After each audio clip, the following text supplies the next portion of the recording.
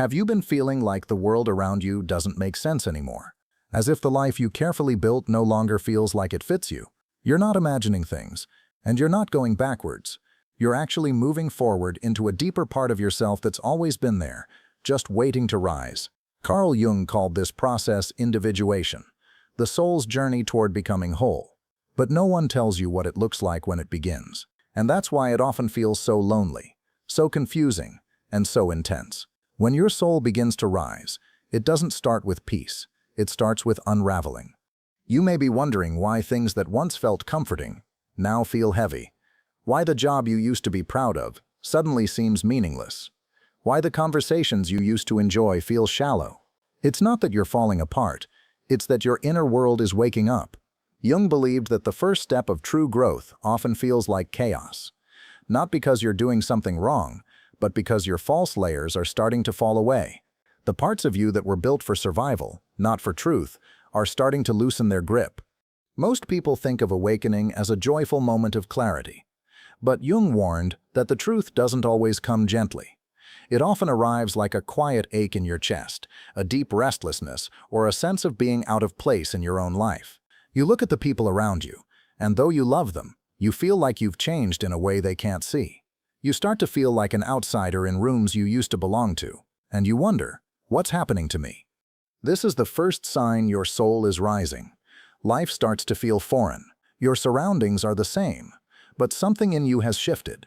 You begin to see through things. The conversations that once excited you feel forced. The routines that gave you structure now feel like cages, and the roles you've been playing for years, daughter, employee, partner, achiever, begin to feel like masks. It's as if your soul is slowly whispering, "This isn't you anymore." You may try to ignore it. You might fill your days with distractions, scrolling, working, socializing, hoping the feeling will go away. But it doesn't, because it's not just a mood, it's a message. Carl Jung said that when the psyche is ready to grow, it brings up everything that no longer serves the deeper self. So when your life starts to feel uncomfortable or misaligned, that's not failure. That's your soul asking for change. At this stage, your inner world becomes louder. Your emotions become more sensitive. You may feel irritable, disconnected, or even a little numb. But that numbness isn't emptiness. It's the old self trying to hold on. The ego begins to panic as it senses the soul stepping forward, and the first thing it tells you is that something's wrong. But Jung would say the opposite. Something is right. Something sacred is waking up inside you. You start to notice that you're not interested in the same things anymore. Music, shows, social activities, even relationships begin to feel strange. You may still go through the motions, but your heart isn't in it. That's not rudeness. It's inner wisdom. Your soul no longer wants to invest energy in things that aren't aligned, and it starts pulling you back from anything built on pretending, pleasing, or performing. This can feel scary, because everything that once gave you identity is beginning to dissolve. You might feel lost, afraid, unstable. But Jung taught that losing your outer identity is often the first step to meeting your true self. The life you built to be accepted is crumbling, not because you're being punished, but because it's time for something more real to be born. Your soul doesn't want to be who you were told to be. It wants to be who you really are. And in order for that to happen, the version of you that was built to survive must begin to fall away. So if your world feels unfamiliar, if your routines feel lifeless, if your identity feels like it's falling apart, pause, breathe, and remember, this is not the end. This is the beginning of your real becoming. You are not going crazy. You are waking up. And that's why everything feels different. Your soul is not interested in who you used to be. It's leading you to who you were meant to be all along. At first, the change feels subtle, just small discomforts. But soon, it becomes harder to ignore. You sit in a room full of people and feel like a stranger. You listen to yourself talk and hear an echo of someone you no longer are, and yet you keep going. You keep pretending, smiling, saying what's expected, until one day you can't. Not because you don't want to, but because something inside you refuses. The part of you that used to adapt so easily begins to feel rigid, resistant, and exhausted. Carl Jung called this the collapse of the persona, the mask we wear to survive the world. Your persona was built with good reason. Maybe it helped you stay safe, helped you fit in, helped you feel loved. But the mask was never your true face. It was a costume shaped by expectations, fears, and roles you were taught to play. And now, your soul can't wear it anymore. The discomfort you feel is your real self pushing against the illusion. It's your inner life saying, "I want to be seen," and pretending has become too painful. This is when things begin to fall apart. Socially, emotionally, spiritually. You may start pulling away from certain people. Not out of bitterness, but because the connection no longer feels real. You may stop laughing at the same jokes, or stop agreeing just to keep the peace. Jung believed this is the moment when the ego realizes it can no longer lead. The soul is stepping forward, and with it comes honesty. Raw, vulnerable, undeniable honesty. But honesty comes at a cost. When you stop performing, people notice. Some may pull away. Others may try to pull you back into who you used to be. They might say you've changed, and they'll be right, but they won't always understand why. Jung said the process of individuation, the becoming of your true self, often requires separating from the collective, not out of pride, but out of necessity. The soul needs space to unfold. And that space can feel like isolation. You're surrounded by people, yet feel alone. You want to explain, but the words don't come, because what's happening inside you is too big, too sacred, too unknown. And maybe for the first time, you start to feel the weight of your own truth. It's not polished, it's not rehearsed, but it's yours, and that truth is the first light of the soul rising. Your old identity may try to fight back. The ego doesn't go quietly. It will tell you to stay safe, to stay small, to stay the same. It will whisper fears into your mind. What if no one loves the real you? What if you lose everything? Jung taught that these fears are normal. They're part of the spiritual death that must happen before rebirth. You're not dying, but the false self is. You might feel confused, torn between who you were and who you're becoming. This is a sacred in-between space. Jung called it the transcendent function, the tension between opposites that gives birth to new consciousness. It's not easy, but it's essential. You are learning to let go without knowing what comes next. You are learning to trust the unfolding of your own soul. During this time, even your body may respond. You might feel tired for no reason, sensitive to light, sound, or people. You may feel like you need more rest, more quiet, more solitude. That's not laziness. That's the body adjusting to the soul's transformation.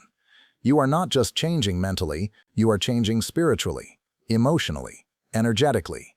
And your system is asking for grace. You start craving silence.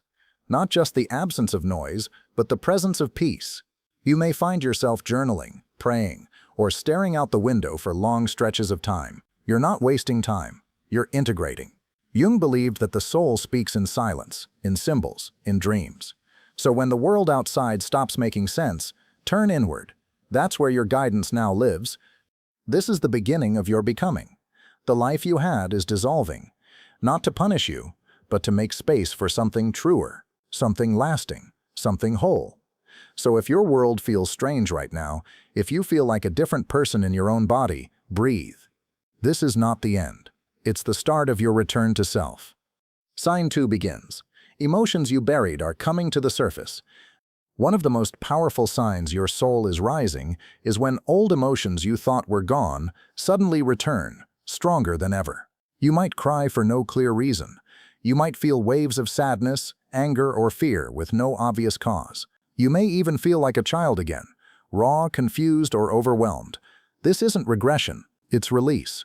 Carl Jung taught that the unconscious mind holds all the emotions we couldn't handle or weren't allowed to feel. When your soul starts to rise, those hidden emotions begin to surface, not to punish you, but to heal you. Think about all the times in your life when you were told to stay strong. Times when crying wasn't safe. Times when anger made others uncomfortable. Times when fear was mocked or ignored. In those moments, you learned to bury what you felt, to smile instead of speak, to cope instead of cry. Over time, those feelings didn't disappear. They went underground into the unconscious. Jung believed that every unexpressed emotion becomes part of the shadow, the part of ourselves we deny, suppress, or reject. But the soul doesn't forget. And when it begins to rise, it brings those lost parts back to the surface. That's why this stage can feel messy. You might find yourself reacting more emotionally than usual, or feeling things you thought you had already moved past. You may even feel embarrassed by the depth of your feelings. But Jung would say, don't push them down again. This is the moment to let them come forward, because only what is faced can be healed. You might cry unexpectedly, or feel anger about something that happened years ago, or experience deep grief that seems out of place. Let it come. Let it move through you. These are not setbacks, they're signals. Signals that your soul is clearing space, that your spirit is no longer willing to carry what your ego had to suppress in order to survive. These emotions are not random. They are sacred messengers, arriving with purpose and timing. This stage can be overwhelming. You may feel like you're losing control. But Jung believed that these moments of emotional flooding are not signs of breakdown. They're signs that the unconscious is finally making contact with your conscious self. The more you allow the feelings to be felt, the less power they have over your life. You stop reacting from old wounds. You begin responding from new awareness. That is healing in its truest form. Sometimes the release is quiet, like a deep sigh you didn't know you were holding. Other times, it's loud, a sob, a scream, a shaking in your chest. Both are valid. Both are holy. You are not falling apart. You are releasing what no longer needs to be carried. Jung said that healing begins the moment we feel what we once ran from.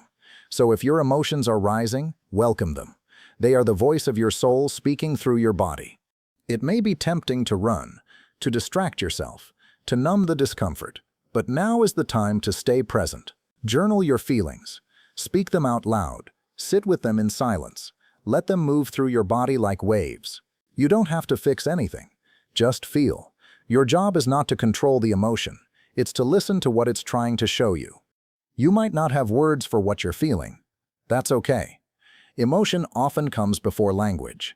Just notice where it lives in your body, in your chest, your throat, your stomach.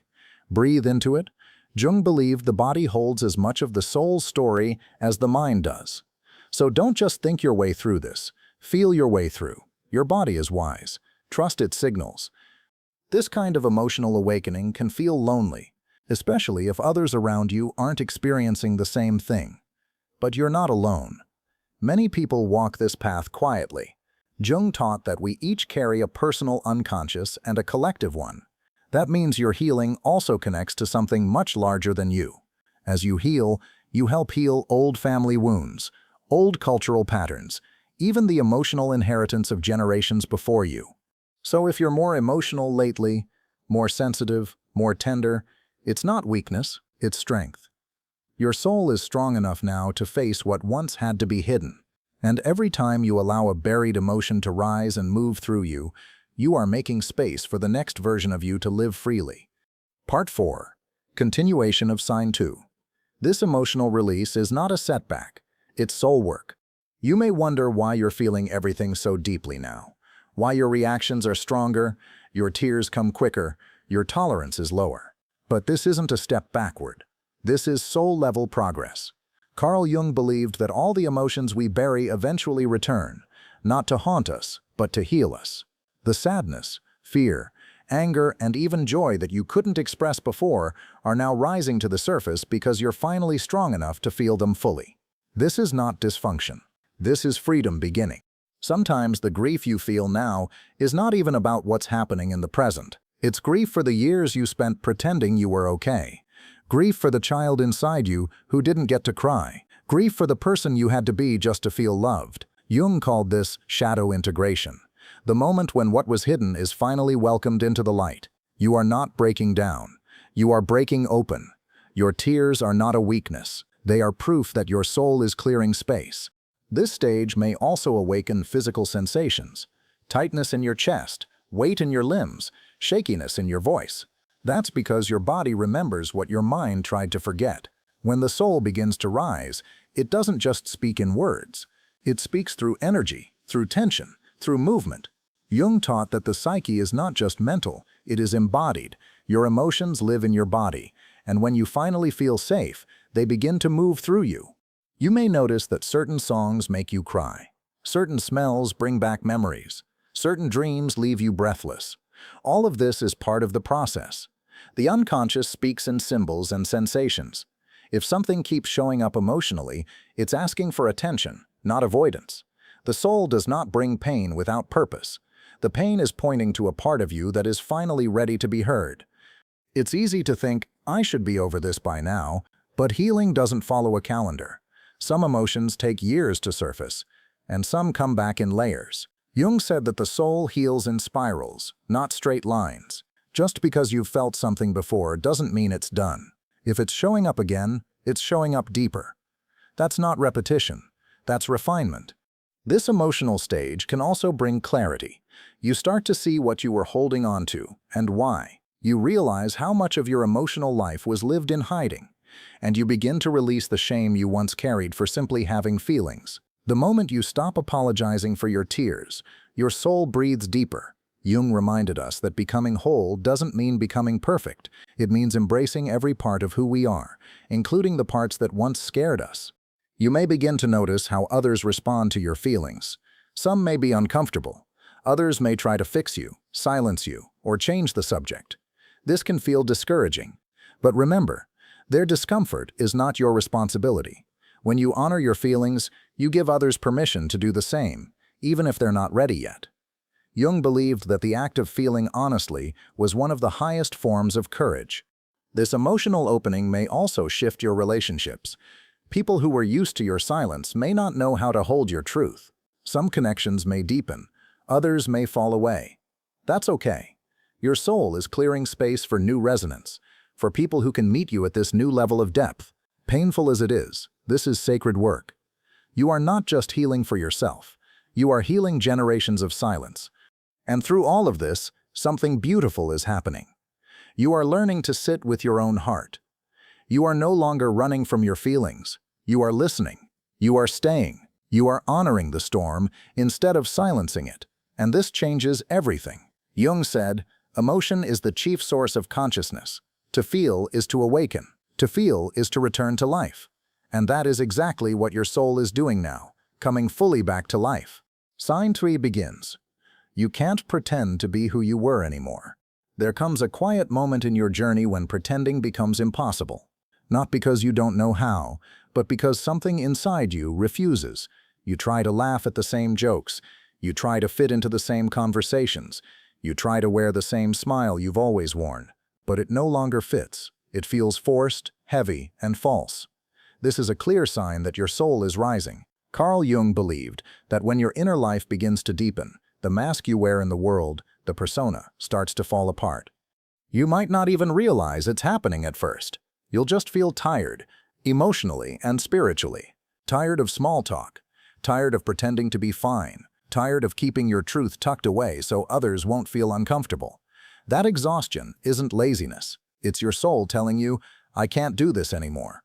Jung taught that the persona is meant to help you survive in society, but when you begin to awaken, survival is no longer enough. Your soul wants truth, not performance. You may feel torn between who you've always been and who you're becoming. The old you knew how to play the part. You were polite, agreeable, strong.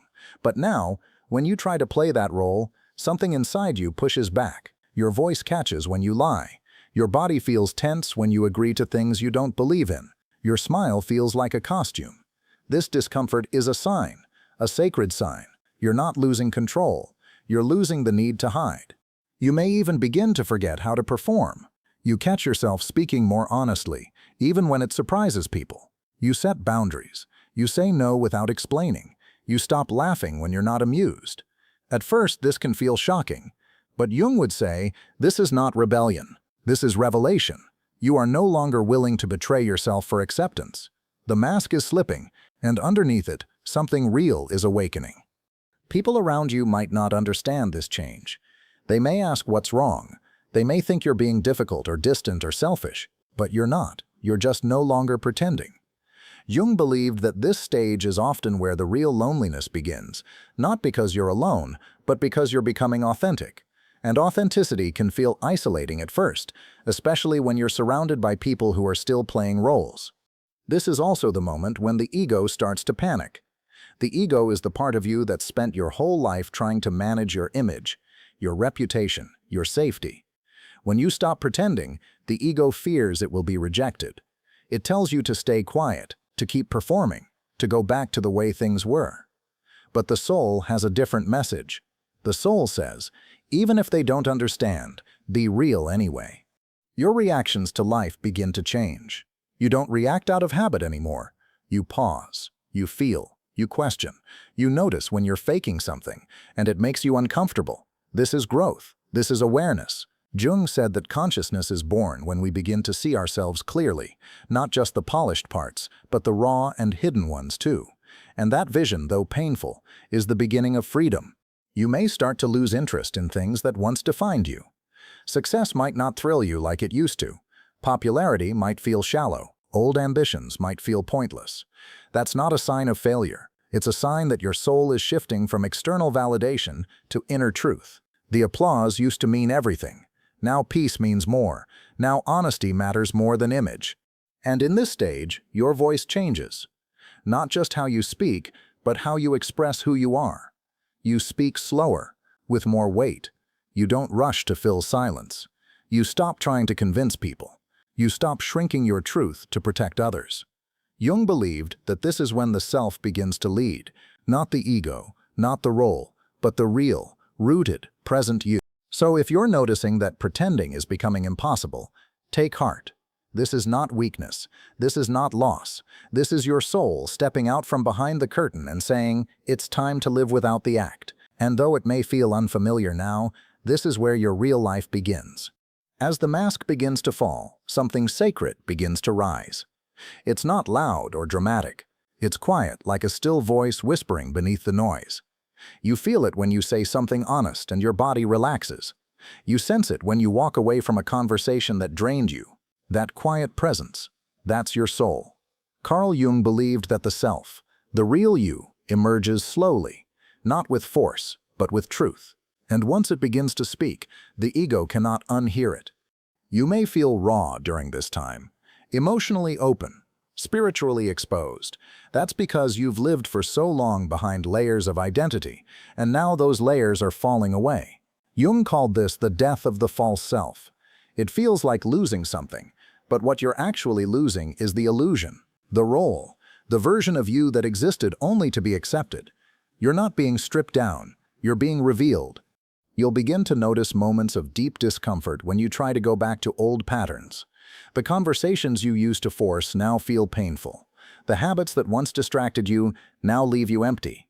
The approval you used to chase no longer excites you. This is your inner compass realigning.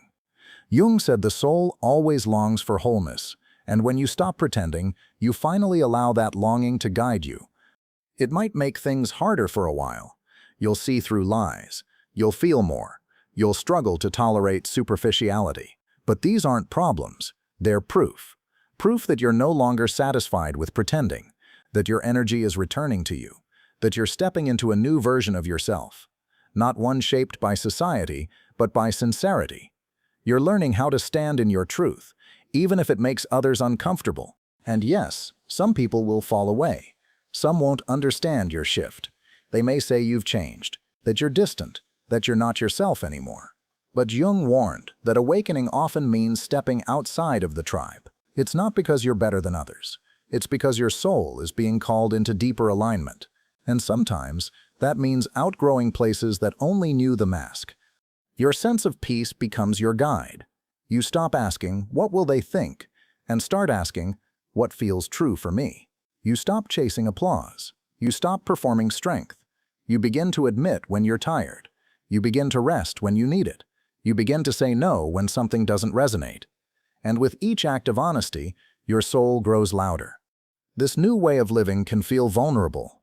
You're used to being the strong one, the calm one, the one who has it all together. Now, you're learning to be the honest one. And that shift can feel like weakness, but it's actually power. Jung taught that the strongest people are not the ones who hide their truth. They're the ones who carry it with them, gently and without shame. You may also notice that your energy no longer matches the spaces you used to occupy. That's not failure, that's resonance. As your soul rises, your frequency changes. You begin to vibrate differently. You seek quiet. You crave authenticity. You long for deeper conversation, slower living, more meaning. You are no longer willing to live on the surface. That discomfort you feel in shallow places, that's your soul refusing to shrink again. And when you do speak, when you do show up, it's with presence, with clarity, with depth. People may not always understand your silence, but they'll feel your truth when you speak. Jung said that the self does not demand attention. It radiates. When you stop pretending, you stop begging to be seen. You simply are. And that presence, that honesty, is what awakens others too. So if you feel like you're losing your role, your mask, your script, good, let it go. Something deeper is waiting to take its place. Your soul, yourself, the part of you that doesn't have to be perfect to be whole. And when that part begins to lead, your life becomes something far more beautiful than performance. It becomes true.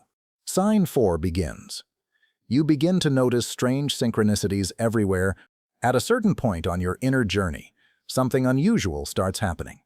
You begin to see patterns, signs, and symbols in places you never noticed before. A specific number keeps showing up on the clock. A book falls off a shelf with a title that speaks directly to your soul. You hear a sentence in a conversation that answers a question you've been silently carrying for weeks. These aren't just coincidences. These are synchronicities, what Carl Jung called meaningful events that are not connected by cause but by meaning. Jung believed that the soul doesn't just live inside you. It interacts with the world around you. When your inner world begins to shift, the outer world reflects it back to you in surprising ways. These synchronicities often appear when you're going through a time of emotional awakening or major life change. They're like spiritual breadcrumbs guiding you through the fog. You didn't plan for them, you couldn't have predicted them, but they arrive at the perfect time, and they speak directly to something deep inside you. At first, you might brush them off. You might think, that's just weird timing. But after a while, the repetition is too strong to ignore. You think of a person, and they call you. You wonder about a decision, and you see a sign, literally or symbolically, that answers your doubt. These moments often leave you still, silent, even shaken. It's not fear, it's awe. Something beyond logic is speaking directly to you, and once you notice it, it keeps happening. Jung taught that synchronicities are one of the soul's ways of communicating when words fall short. Unlike random events, these moments feel charged with meaning. It's not that they force you into action, but they affirm your direction.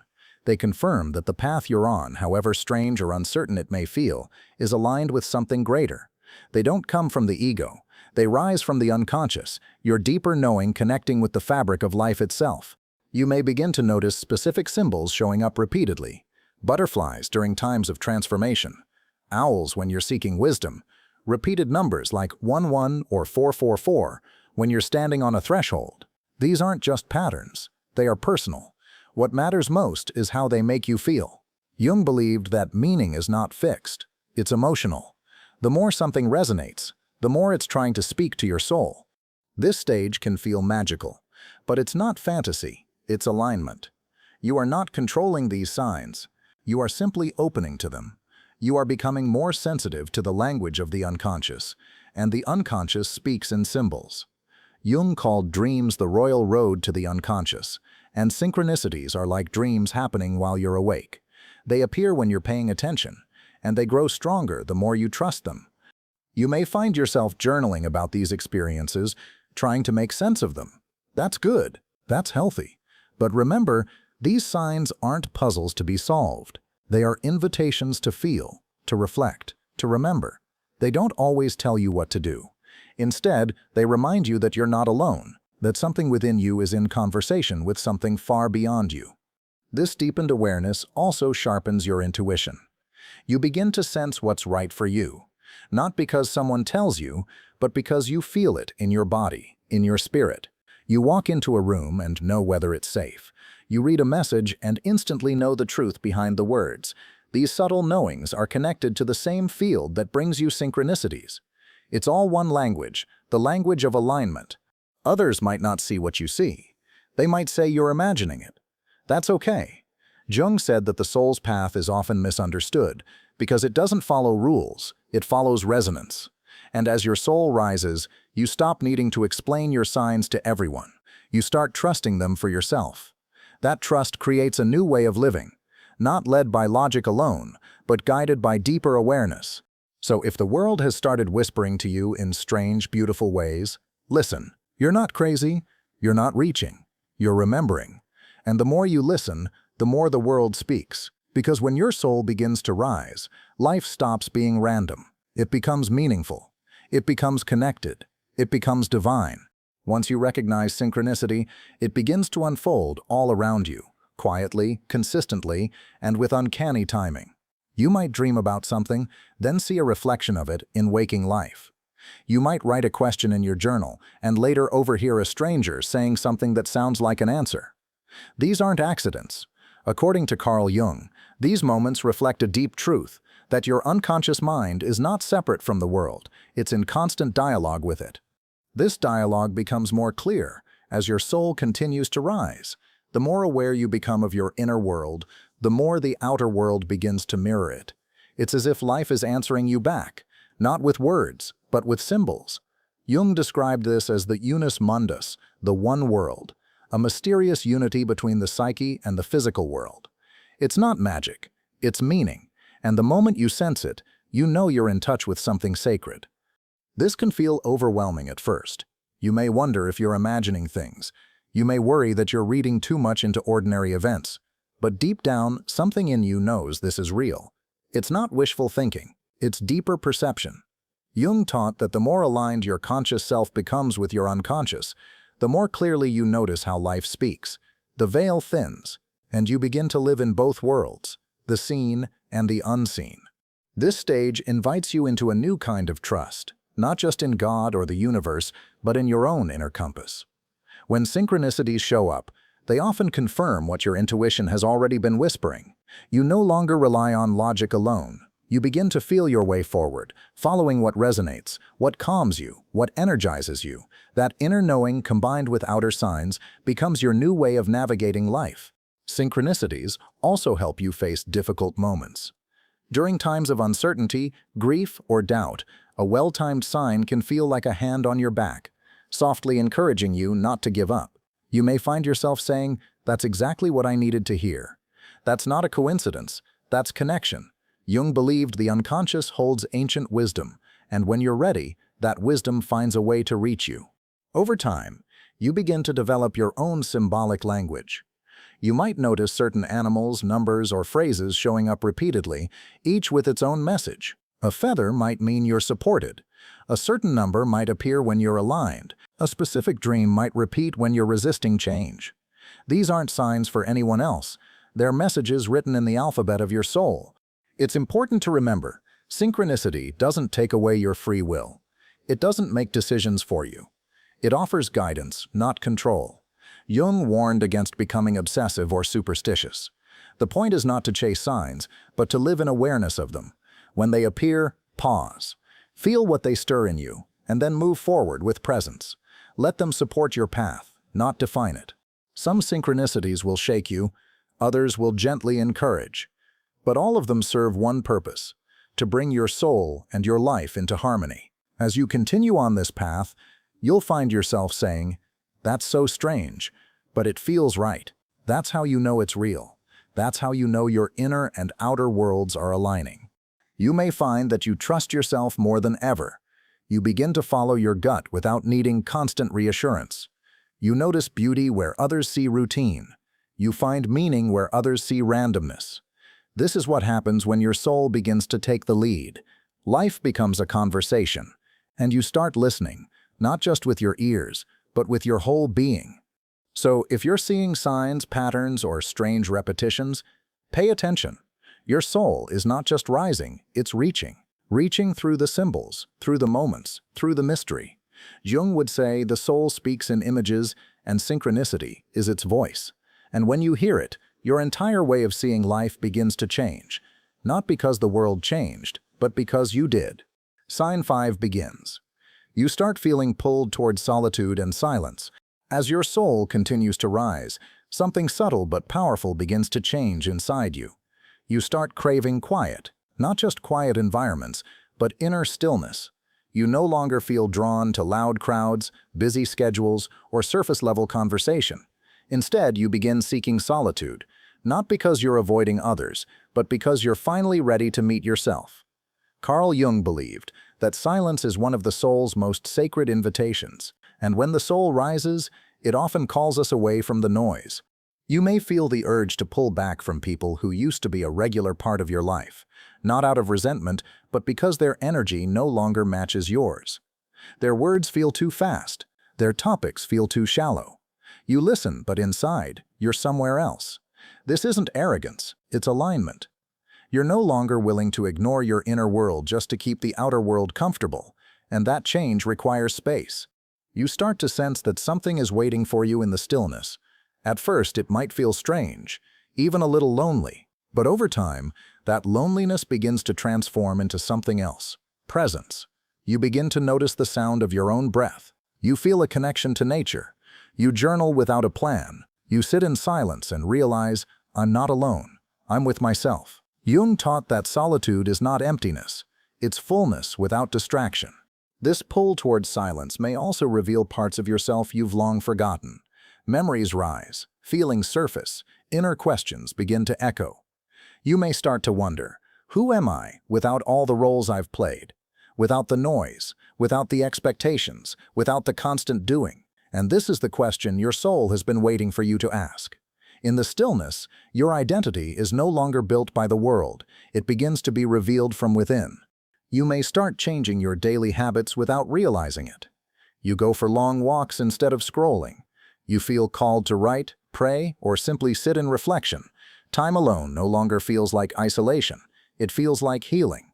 Jung said that the process of individuation, the journey toward becoming whole, cannot happen in the crowd. It begins in silence, because only in silence can the soul be heard clearly. This new craving for stillness may confuse the people around you. Friends might ask why you're suddenly so quiet. Family might worry that you're becoming withdrawn. But only you know the truth. You're not retreating, you're returning. Returning to your center, to your truth, to the voice beneath the noise. Jung would say that when no one else understands your silence, it's because it isn't meant for them. It's meant for you. You might also feel less urgency to explain yourself. Where you once felt the need to be understood, now you simply value peace. You stop engaging in arguments. You no longer seek to prove your worth through conversation or appearance. Silence becomes your protection, your meditation, your medicine. You begin to feel safer in your own presence than in any performance. This is not depression, it's transformation. In this stage, solitude becomes a mirror. You begin to see your fears, your dreams, your wounds, and your gifts more clearly. And though that clarity can be uncomfortable, it is deeply sacred. Jung believed that every soul must pass through the wilderness alone, not to be lost, but to be found. You are not broken for needing space. You are brave for answering the call inward. And slowly, a new rhythm begins to emerge. You don't rush. You don't chase. You respond. You rest. You begin to align your life with your own natural pace, not the speed of the world. And in doing so, you make room for the soul to lead, not with force, but with quiet knowing. So if you feel pulled toward solitude, don't resist it. Let the silence speak. Let the stillness teach. You are not hiding from life. You are healing into it. And in this silence, something ancient awakens, something true, something holy. Your soul is not asking for distance. It's asking for devotion. There is a difference between being lonely and being alone. As your soul continues to rise, you begin to feel that difference in your bones. Loneliness is painful. It feels like something is missing. But sacred solitude feels like something is finally present.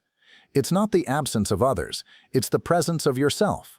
Carl Jung believed that true transformation often happens in this space, away from the noise, where the soul can finally breathe without interference. In sacred isolation, you begin to understand parts of yourself that once felt confusing. You no longer have to explain your emotions or defend your decisions. You simply observe. The silence becomes a teacher. You hear your thoughts more clearly. You feel your feelings more deeply. You begin to sit with your inner world without needing to fix it, escape it, or hide it. This is where real integration begins, not with answers but with presence. Jung often wrote about the importance of withdrawing from the collective, not because others are wrong, but because the self must be developed in its own soil. When you feel the pull to step back from social roles, responsibilities, or expectations, it's not rejection, it's refinement.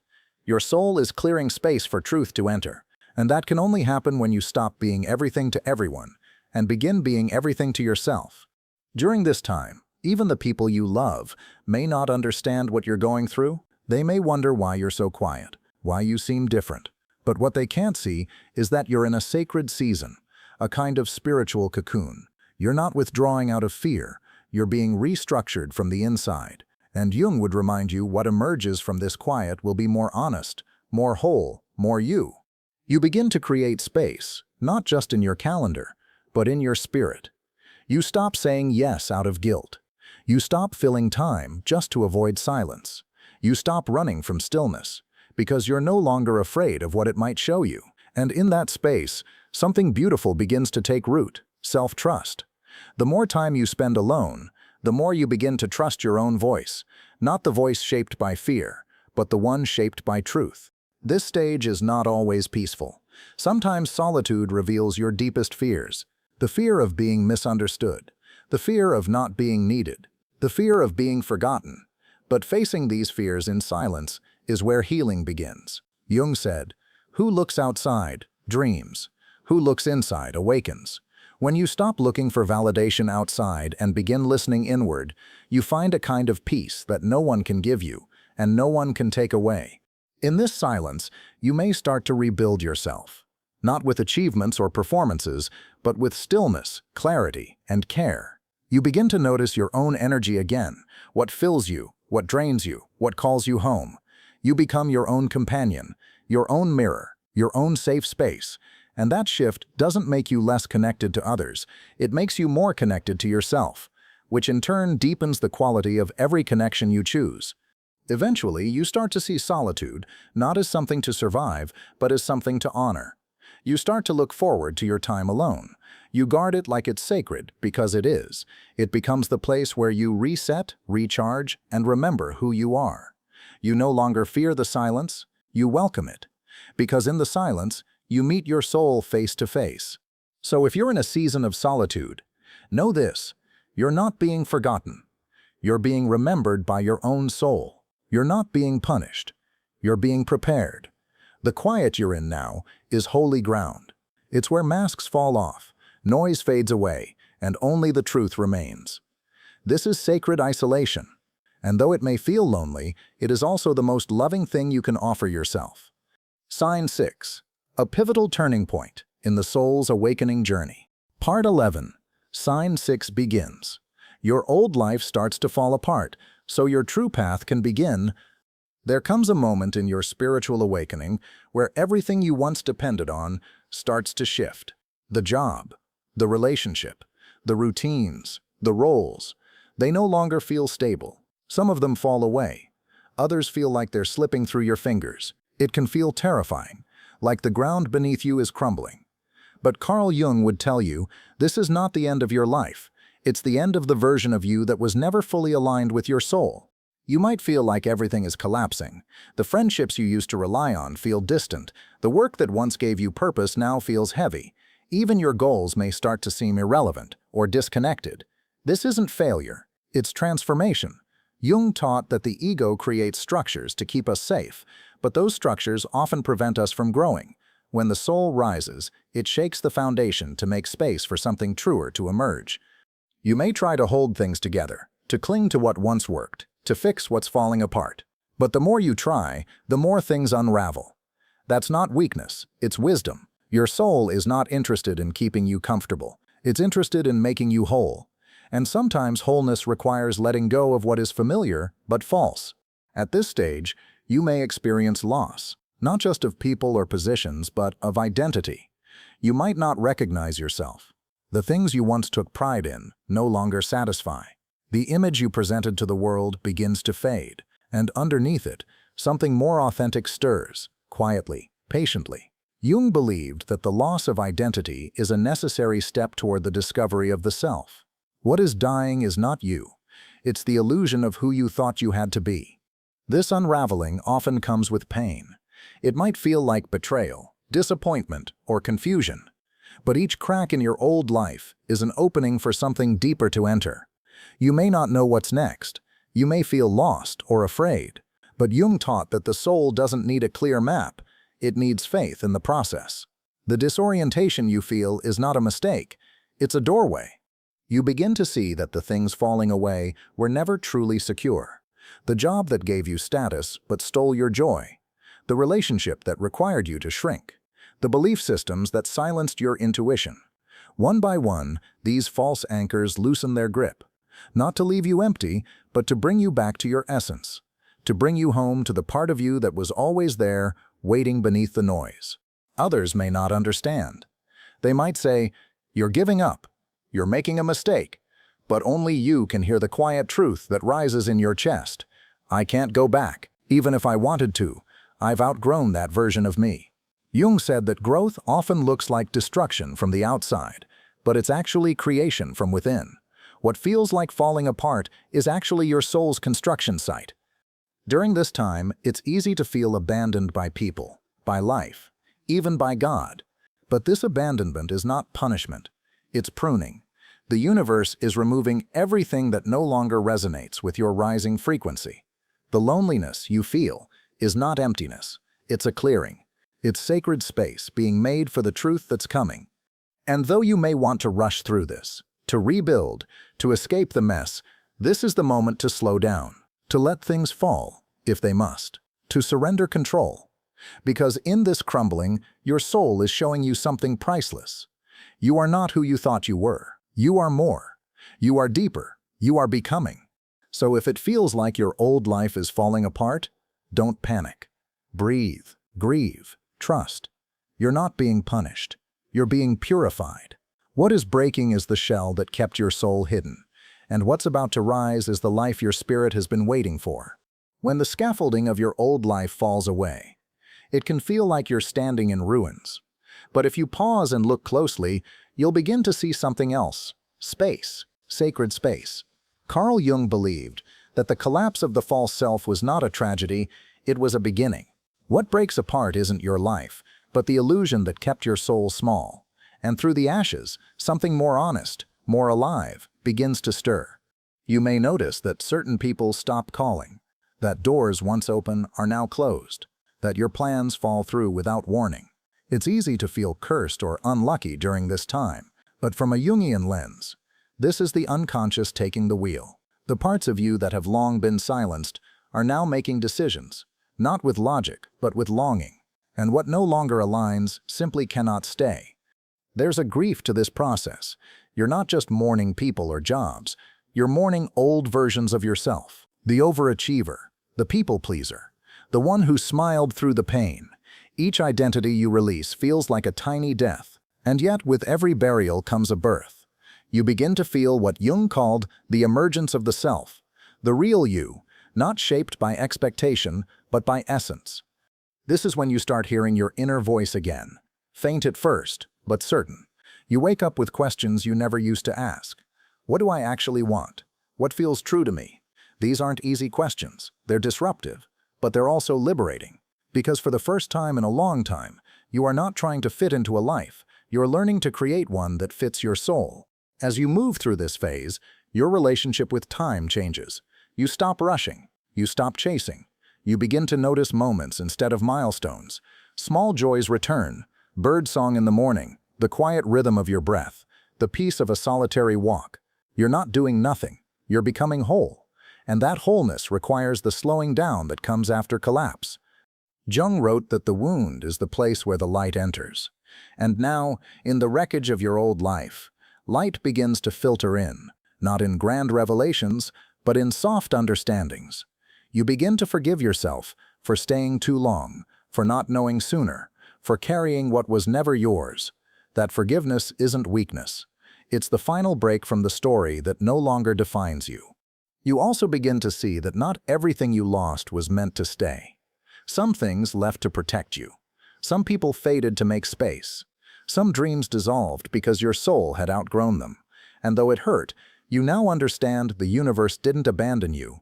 It realigned you. It removed the things that could not come with you to your next chapter.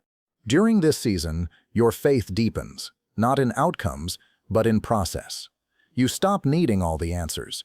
You begin to live in trust, in mystery, in presence.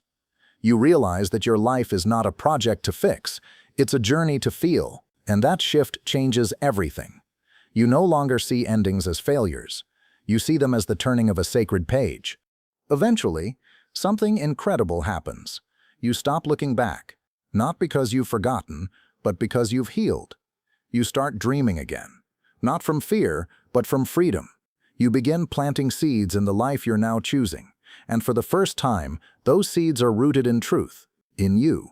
Not who the world asked you to be, but who your soul came here to become. So if you're in the middle of loss, confusion, or letting go, know this: what's falling apart is not your destruction, it's your liberation. You are not breaking, you are breaking open. And from that open space, your true life will rise, not perfectly, not quickly, but powerfully, just like your soul has always wanted. Sign 7 begins. You no longer fear being alone with yourself. At a certain stage in your inner evolution, a strange calm begins to settle over you. You're not chasing distractions like before. You don't feel the same urgency to be surrounded by people or noise. Instead, a quiet acceptance begins to grow. You can sit alone and feel safe. You can be still and not be haunted. This is not isolation. This is intimacy with your own soul. Carl Jung understood this as one of the deepest signs of transformation, the moment you are no longer afraid to meet yourself fully. In the past, silence may have made you restless. You might have filled your time with errands, conversations, or screens, not out of joy, but out of avoidance. The quiet brought up emotions you didn't want to face, but now something has shifted. Solitude doesn't feel like emptiness anymore. It feels like presence. And this is the soul's quiet victory, when you no longer run from yourself.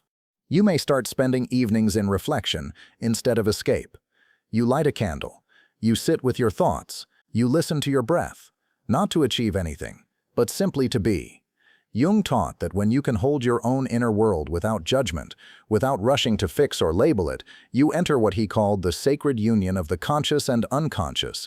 This is where healing lives, not in changing yourself, but in accepting yourself completely. At this point, your inner dialogue changes. The voice that once criticized you softens. The inner pressure to be more, do more, prove more, it fades. You begin to speak to yourself with the gentleness you once reserved for others. You apologize to yourself. You forgive yourself. And slowly, your inner home becomes a place of safety rather than scrutiny. This self-acceptance is not arrogance. It's not complacency. It's maturity. You no longer measure your worth by productivity, popularity, or perfection. You measure it by how deeply you can sit with your truth. Jung believed that the journey of individuation requires this level of honesty, the courage to look into the mirror of your soul and say, "I see you, and I still love you." With this new relationship to yourself, fear begins to dissolve. Not all at once, but enough to change how you move through the world. You're no longer afraid to be different. You don't shrink to fit in. You don't contort yourself to be accepted. You simply are, and that authenticity becomes your power. People may not always understand you, but you understand yourself, and that becomes enough. You also stop expecting others to complete you. You don't project your wounds onto lovers or friendships. You don't beg to be saved, because now you know how to sit with your own sadness. You know how to hold your own anxiety. You don't need someone to rescue you from yourself. You've become your own refuge, your own sanctuary, and that self-containment brings you peace that no one can disturb. This is not about being alone forever. It's about no longer fearing your own company. You're open to connection, but not desperate for it. You enjoy companionship, but don't collapse without it. You give from overflow, not from emptiness. Because now you've tasted something rare, your own wholeness. And once you've met that part of yourself, you no longer chase half-hearted love. Jung said that to confront your own shadow is the noblest thing you can do, and now you're doing it not with shame but with sacred attention. You've looked into your own darkness and chosen not to run. That bravery doesn't make you perfect, it makes you real. And from that realness, your soul can finally breathe in peace. So, if you find yourself enjoying time alone, not as escape, but as reunion, know this: you are not becoming disconnected, you are becoming integrated. The soul rises not in the noise of applause, but in the quiet of acceptance. And when you learn to befriend yourself, you are never truly alone again. As your soul matures, the meaning of home begins to shift. It is no longer tied to a place, a person, or a routine. Home becomes a feeling, a deep inner knowing that you are safe in your own presence. You don't have to flee from your thoughts, manage your emotions for others, or wear masks to be accepted. Carl Jung believed that the moment you could sit with yourself without fear was the moment true wholeness began. This is not a place many people reach quickly. It comes after storms, after heartbreak, after long nights when you wondered if you'd ever feel peace again. But one day, you notice something different. The silence that once triggered anxiety now brings relief. The aloneness that once hurt now feels like sacred space. The absence of others no longer equals the absence of love because you've become your own source of warmth. You begin to enjoy your own company in ways that feel surprising. You laugh to yourself. You speak kindly to the mirror. You cook for yourself like you deserve to be nourished. These are not just habits. They are signs of repair. You're building a relationship with yourself that was once broken or neglected. And that healing doesn't require grand gestures, only honest presence. In this stage, you stop comparing your path to others. You stop wondering if you're too far behind, too strange, too different. You realize there's no universal timeline for the soul. You are unfolding exactly as you're meant to, and that realization brings deep relief. Jung wrote that the most dangerous thing a person can do is try to be someone else. When you stop trying to catch up with others, you catch up with yourself. You begin to make choices that honor your inner world. You don't just say yes out of politeness. You don't just go along to keep the peace. You make peace within, and let that guide your actions. When something doesn't feel right, you trust it. When something calls to your spirit, you follow it. This is self-trust in action. Not loud, but powerful. This sense of inner safety also changes how you navigate conflict. You don't panic when people pull away. You don't fall apart when things shift. Because you've stopped looking outside for stability. You've found it within. Jung saw the self as the stable center of the psyche, the anchor beneath all change. And once you've met that center, external chaos can't shake you as easily. You also begin to notice that the people you attract are different. They're calmer, deeper, more aligned with your truth. Why? Because you're no longer vibrating from a place of fear or lack. You're no longer reaching out to be saved. You're reaching out to connect. Your relationships shift from survival to sacred reciprocity. You give freely because you are not giving to be filled. You are already full. There will still be days of loneliness. There will still be moments when you long for closeness or feel disconnected. But even in those moments, there's a part of you that knows, I will be okay. That knowing is everything. It's the result of walking through darkness and meeting your own light. Not borrowed light, not someone else's flashlight, your light. And that light doesn't mean you've finished growing. It means you've stopped abandoning yourself in the process. You've learned how to stay, how to soothe, how to be your own witness. That is rare. That is holy. Jung believed the ultimate goal of the psyche is not to become perfect, but to become whole. And now, in your quiet, grounded presence, you are. So if you find yourself alone, but not empty, know this: your soul has risen above the fear of isolation. You have become your own companion, your own healer, your own home. And from this home, every future choice will be rooted not in need, but in truth. Sign 8 begins. Your intuition gets louder, and the world gets quieter. There is a moment in your soul's rising when something inside you begins to speak louder than everything outside you. It's not a voice made of words. It's a feeling, a knowing, a subtle but unmistakable guidance. This is intuition, and it doesn't shout. It whispers. But in the quiet of your transformed self, that whisper starts to sound like thunder. Carl Jung saw intuition as one of the deepest functions of the psyche, an invisible thread that connects us to what is true before we can even explain why. As you grow spiritually, you stop needing proof before you act. You stop needing everyone's opinion before you make a move. You begin to trust the signals in your body, the energy in a room, the feeling in your gut. You might not always be able to explain your decisions, but you can feel when something is right or wrong for you. That's not recklessness. That's ancient wisdom waking up inside of you. In the past, you may have second-guessed yourself often.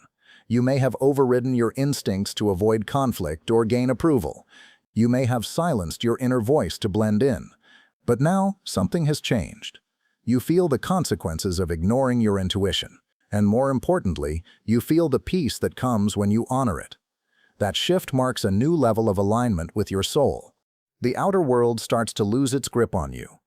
The noise of culture, comparison, and criticism fades. You stop asking, "What will they think?" and start asking, "What feels right to my spirit?" This is not detachment from reality. It's a reconnection to your own internal compass. Jung believed that the deeper you go into the self, the more you develop a natural, intuitive orientation toward life. This doesn't require analysis. It requires listening. You might notice a new kind of clarity when faced with decisions. You no longer need endless pros and cons lists. You don't spiral in doubt. You feel a pull or a push. You sense flow or resistance, and you trust it. That trust doesn't come from arrogance. It comes from experience. You've tested your intuition. You've followed it into unknown places, and it led you somewhere real. This rising inner knowing also helps you avoid things that once trapped you. Toxic relationships, empty ambitions, social masks. You recognize when your energy drops around certain people. You feel when a situation is misaligned. And instead of forcing it, you step back. That's not weakness. That's wisdom. That's the strength of someone who values peace over performance. Others may call it overthinking or being too sensitive, but you know the truth. You are sensing what they cannot. You're not just reacting, you're perceiving. Your body, your heart, your dreams all speak to you now in symbols, signals, and subtle messages. Jung taught that these messages are the language of the soul, and now you're fluent in it. With this new sensitivity, you may find yourself needing more quiet, more space, more nature. You're not withdrawing, you're tuning in. You're learning that intuition thrives in stillness, that answers arrive not through effort, but through presence. You might take more walks, spend more time alone, journal more often, not for productivity, but for alignment. You are listening to your life in a new way. Eventually, this way of living becomes your default. You stop chasing clarity from the outside world. You start living from the inside out.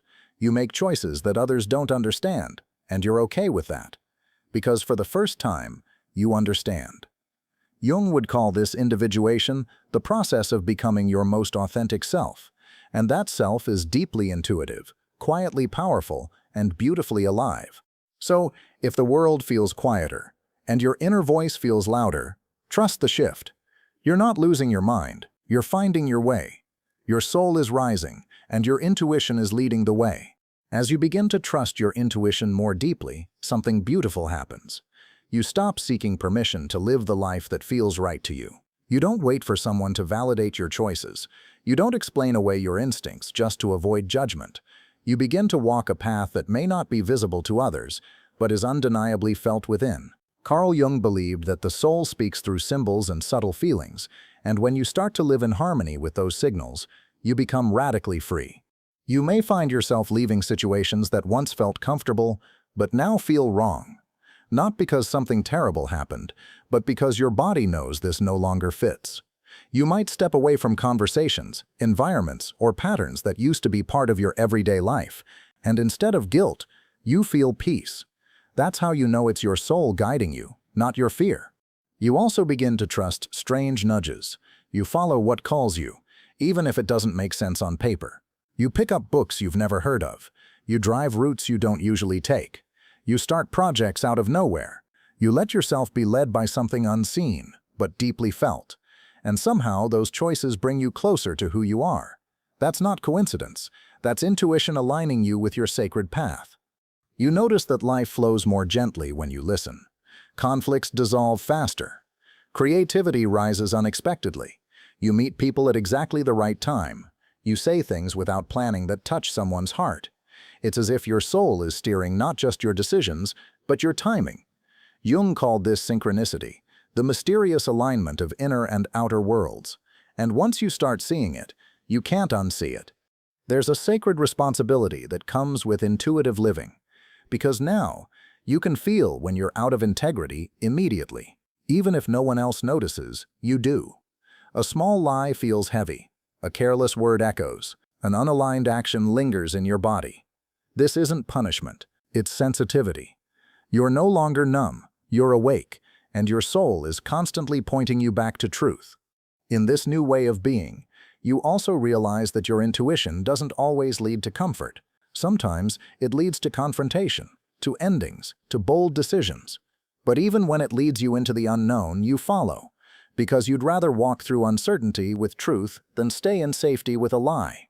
This is the quiet courage that defines the rising soul, choosing alignment over approval. You begin to understand that your inner guidance is not a tool, it's a relationship. It needs your attention, your stillness, your trust. The more you honor it, the clearer it becomes. It's not about control, it's about communion. You're learning to dance with your deeper self, to let the movements of your soul direct your steps. And even when you're unsure, you feel something holding you. A knowing, a presence, a sense that you are not lost, you are just unfolding. Jung believed that each person carries an inner compass, a blueprint of becoming. Your intuition is how you stay in touch with that blueprint. It doesn't speak in logic, it speaks in resonance, in the subtle pull toward what is real.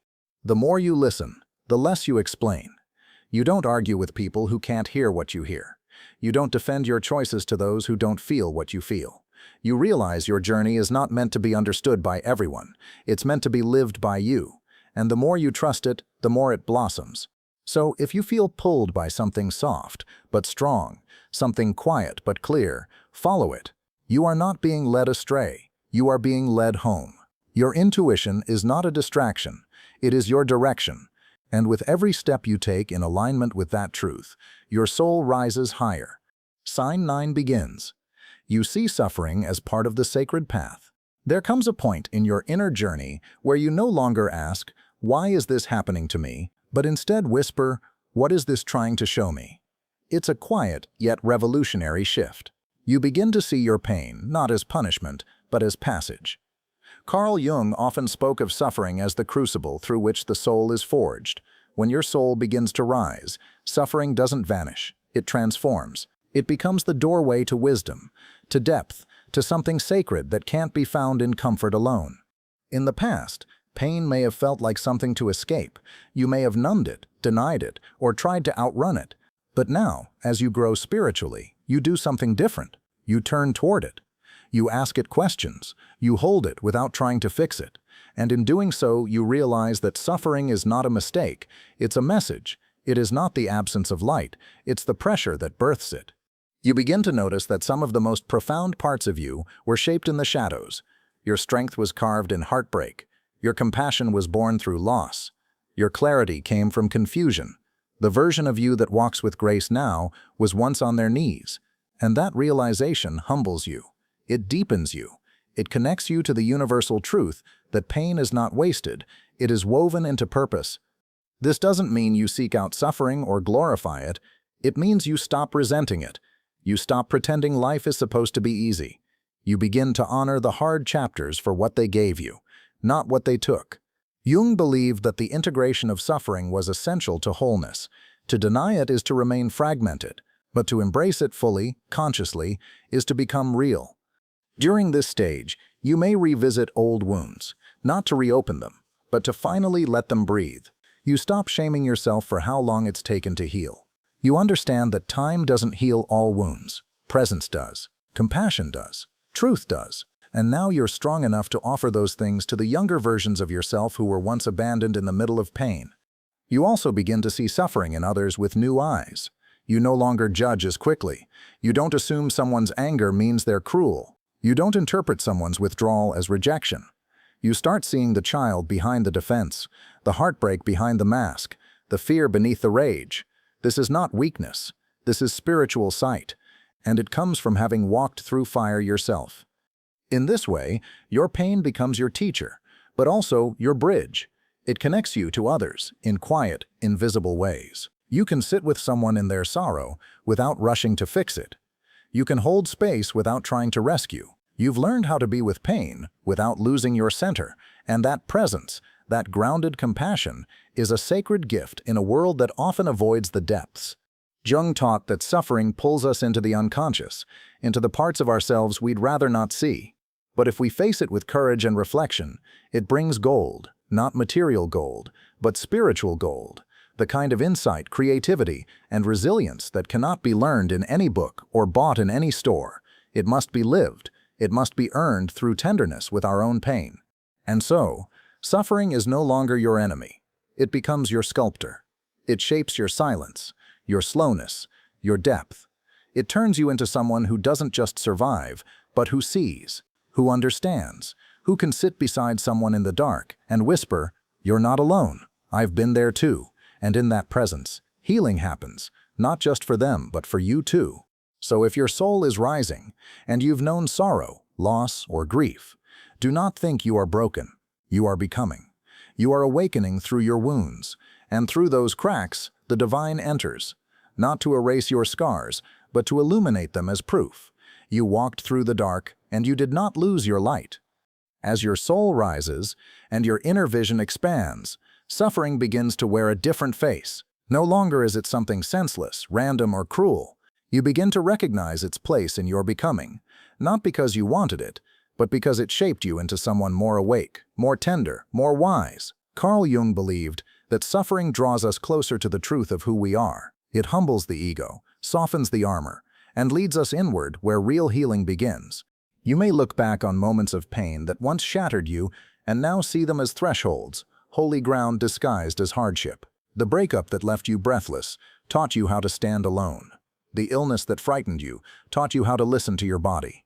The betrayal that broke your heart taught you where your boundaries truly are. These weren't just events, they were initiations. Through this lens, you stop resenting the path you've walked. You stop asking for a different story. Instead, you start rewriting the meaning. You say, "This made me. This refined me. This stripped away who I wasn't so I could remember who I am." This doesn't erase the pain. It honors it. It gives it dignity. And most of all, it allows your suffering to serve something sacred. This kind of transformation is not loud. It's not flashy. It's a quiet knowing that settles into your bones. You move through the world differently. You don't react as quickly. You don't need to win every argument. You don't feel the same hunger for validation. Why? Because suffering carved out the noise. It taught you what matters. It showed you what lasts. It brought you home to yourself. You also begin to see beauty in unexpected places. A tired mother's eyes at the grocery store. The way someone places flowers at a grave. The silence between two people who understand each other without speaking. You realize everyone is carrying something unseen. And that softens you. That humanizes you. That makes you more connected to life than ever before. In Jung's teachings, there's a concept called the wounded healer. It is the one who has suffered deeply and therefore can help others heal, not by giving advice, but by embodying compassion. If your soul is rising, you may begin to feel this archetype stirring in you, not as a role to play, but as a truth to live. Your wounds give you insight. Your scars make you trustworthy. You can sit in the dark without needing to turn on the light too soon. This doesn't mean your suffering is over. Life still brings trials. But now, you greet them with a different spirit. You ask, "What are you here to teach me?" You trust that something is being shaped in you, even if you can't name it yet. You've learned to surrender, not out of defeat, but out of deep inner strength. You know that real growth is rarely comfortable, but always sacred. Even your language changes. You stop saying, "This ruined me," and start saying, "This revealed me." You stop saying, "Why me?" and start saying, "Thank you for the wisdom." This is not toxic positivity. This is transmutation. This is soul alchemy. The ability to turn pain into presence, grief into grace, wounds into wisdom. Jung believed this was the true task of the soul. And with that shift, you begin to embody something rare. You become a calm presence in a chaotic world. You walk through storms without losing your light. You carry the memory of your suffering like a lamp for others. You no longer hide your story. You honor it. And in doing so, you invite others to do the same. So if your life has not been easy, if you've known dark nights, heavy losses, and quiet tears, don't think you've failed. You've awakened. You've done the holy work of staying present with your pain. And now every scar becomes a doorway. Every bruise becomes a compass. Every ache becomes a prayer. Your suffering has not been wasted. It has been your rising. When your soul begins to rise, It doesn't look like a grand awakening to others.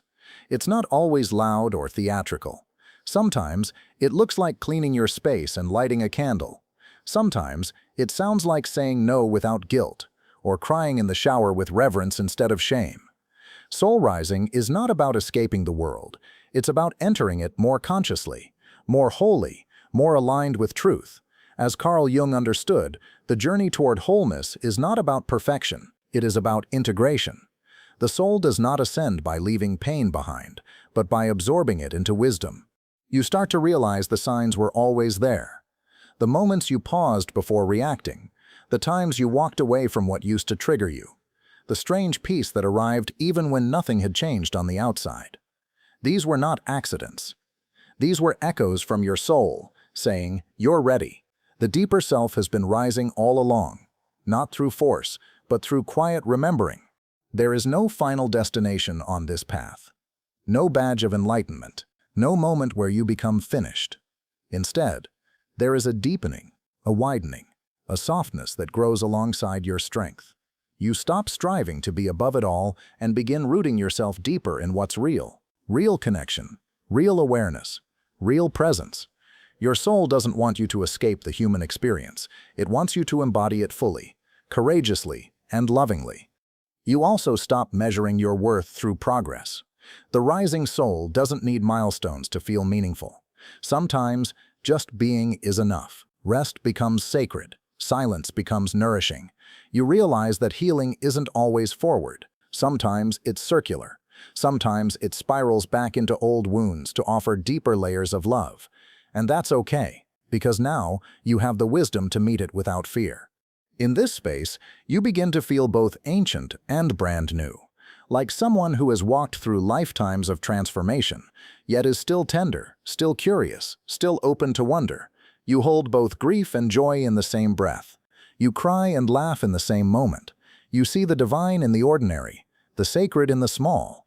Jung would say this is the true reunion of opposites, the union of shadow and light, the emergence of the self. Others may not always understand this version of you.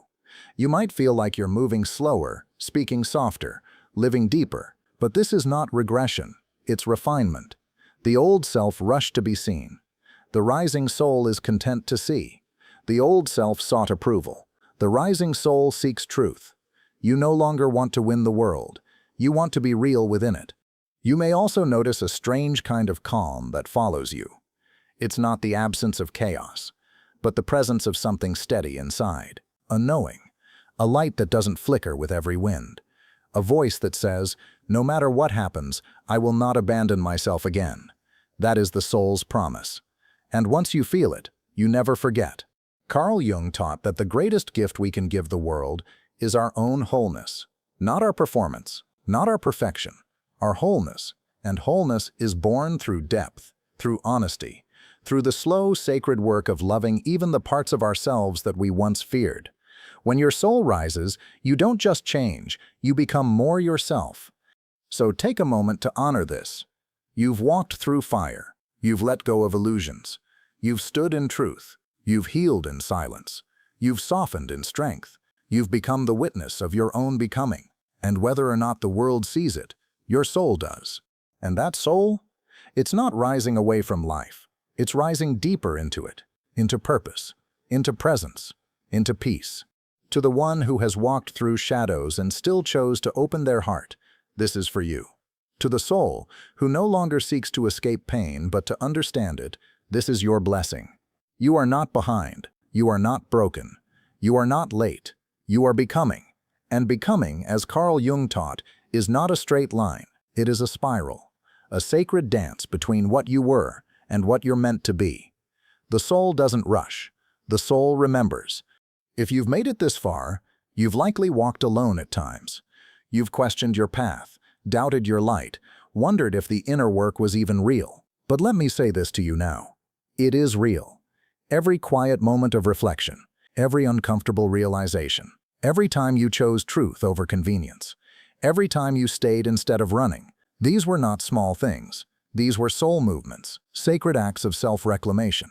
You've done the invisible work that no one claps for.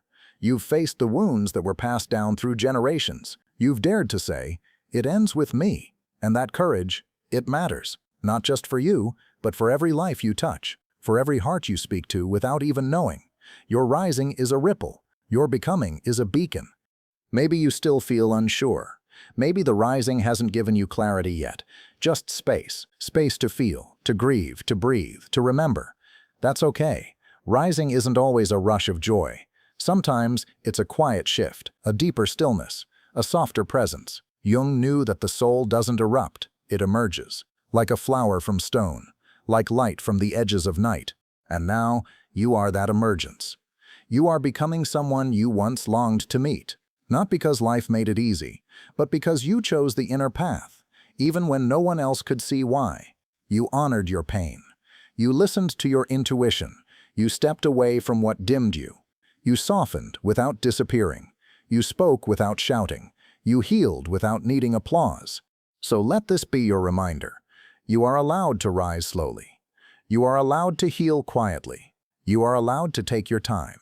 The soul is not on a deadline. It is on a journey, and your journey is sacred, especially the parts you thought no one would ever understand. Because in those moments, you met your true self, and that meeting changed everything. There will still be days when you feel like slipping back, when the world feels heavy and the old habits call to you. But you'll know now deep down that you're different, that something in you has shifted, that your soul has risen and it cannot be unseen.